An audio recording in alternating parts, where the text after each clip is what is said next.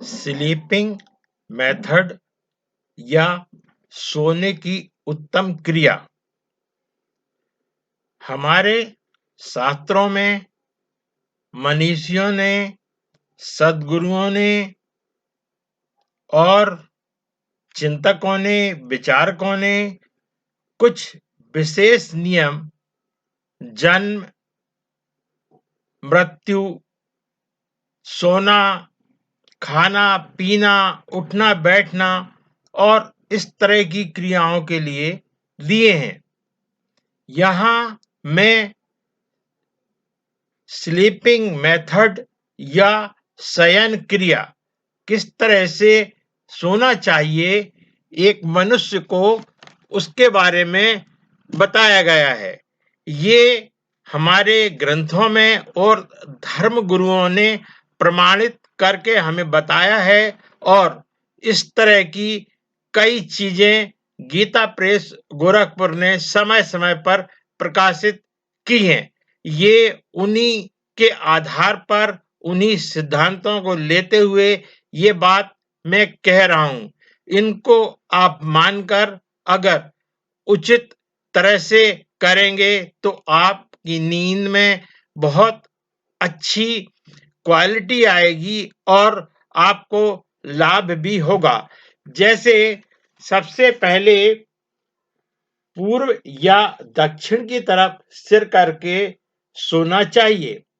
उत्तर या पश्चिम की तरफ सिर करके सोने से आयु क्षीण होती है तथा शरीर में रोग उत्पन्न होते हैं। दूसरी बात, पूर्व की तरफ सिर करके सोने से विद्या प्राप्त होती है। दक्षिण की तरफ सिर करके सोने से धन तथा आयु की वृद्धि होती है। पश्चिम की तरफ सिर करके सोने से प्रबल चिंता होती है। उत्तर की तरफ सिर करके सोने से हानि तथा मृत्यु होती है, अर्थात आयु क्षीण होती है।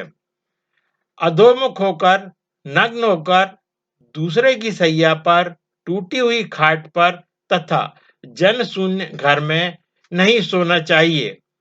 जो विशाल न हो, टूटी हुई हो, ऊंची नीची हो, मैली हो अथवा जिसमें जीव हो या जिस पर कुछ बिछा हुआ न हो, उस सैया पर नहीं सोना चाहिए।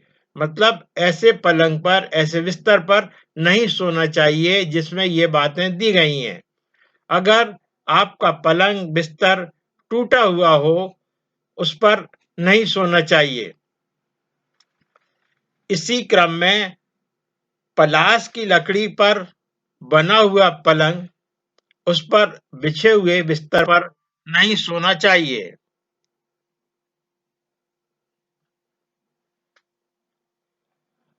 सिर को नीचा करके जूठे मुंह और नग्न होकर भी नहीं सोना चाहिए। यह वैचारिक रूप से वर्जित है। जो मनुष्य रुक्ण अवस्था में है, उसको छोड़कर सूर्योदय अथवा सूर्यास्त के समय कभी नहीं सोना चाहिए, नहीं तो वह प्रायश्चित का भागी बनता है। अर्थात जब सूर्य अस्त हो रहा हो और सूर्योदय हो रहा हो, उस समय कभी सोना नहीं चाहिए। दिन में सूर्योदय के बाद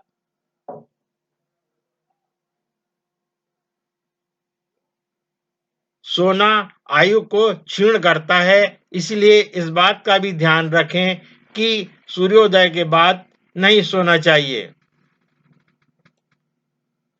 स्वस्थ मनुष्य को अपने स्वास्थ्य की रक्षा के लिए ब्रह्म मुहूर्त में अर्थात सूर्य निकलने के पहले उठ जाना चाहिए।